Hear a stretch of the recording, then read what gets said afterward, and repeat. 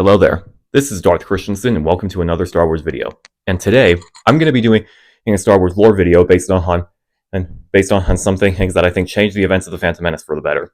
So, I just finished recently reading the Darth Plagueis novel, and I think it's an incredible book.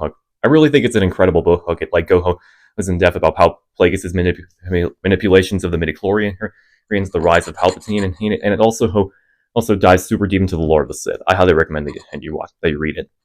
But for today's video, I wanted to focus something that happens towards the end of the book and how it overlaps with the events of the Phantom Menace.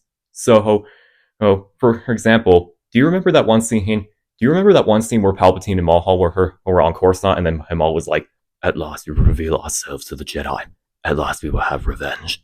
And Palpatine was like, "You have been well trained, my young apprentice. There will be no match for you."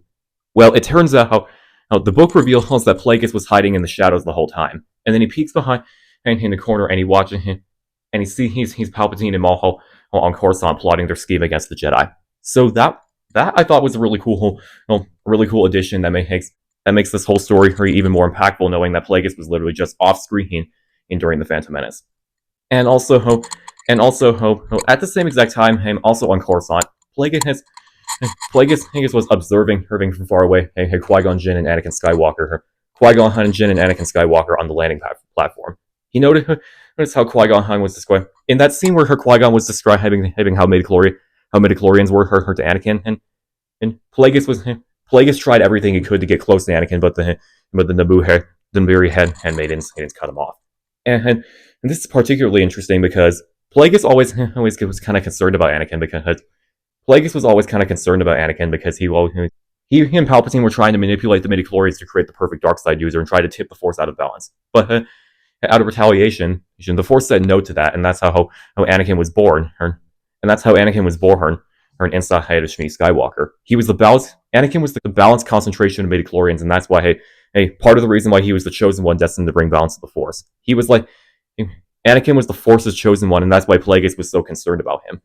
And then also towards the end, at the very end of the book, you find out that Palpatine murdered Plagueis at the exact same time, and Obi-Wan cut Darth Maul in half. So the fact that Palpatine's apprentice and master both died at the same time, it was incredible because he inherited all of Plagueis' plans. He inherited all of Plagueis' powers and plans.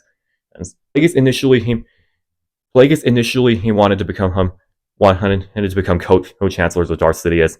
Where Palpatine was the Chancellor ruling everything, while Plagueis was the secret Sith Lord observing in the shadows. And the ironic thing is that Palpatine ended up being both after he murdered Plagueis, and Plagueis manipulating Palpatine and killing his family is what eventually he plays into Palpatine manipulating Anakin to destroy the whole Jedi Order. So the way all this connects together, it makes the whole story of Star Wars. It makes not just the story of the Phantom Menace even more impactful, but also the whole Star Wars saga for that matter. Because Plagueis was kind of like Sith mastermind manipulating everything from behind the scenes, and he made Palpatine the way he is today. And another thing that I wanted to bring up is that Plagueis needed Qui-Gon. The reason why Plagueis needed Qui-Gon Jinn to die was because he saw a vision of everything Anakin was going to do, and how he succeeded in fulfilling the Sith Grand plan by destroying the whole Jedi Order and returning to the dark side and joining Palpatine. Plagueis foresaw all of that through the Force.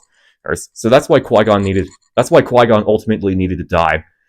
So that Anakin can put the Sith Grand plan into fruition and fulfill Darth Bane's wishes, as Plagueis had stated at the beginning of the book. So yeah, that is everything Darth Plagueis the Wise did during the Phantom Menace, and I think it's really cool that he was lurking off screen, observing Palpatine and Maul, observing Anakin and how he twisted and manipulated and pulled the strings and things up until Palpatine murdered him and inherited all of his Sith powers, inherited all of his Sith Force abilities, and ultimately ended up being both the Chancellor and the ultimate Sith Lord who ruled the galaxy. But I hope you guys enjoyed this video. I just started my channel, so I'm definitely going to make some improvements sooner or later, but I hope you guys enjoyed. I highly recommend reading Darth Plagueis. I guess it's one of my favorite Star Wars books ever. And then hope you have a nice day, and may the Force be with you, always.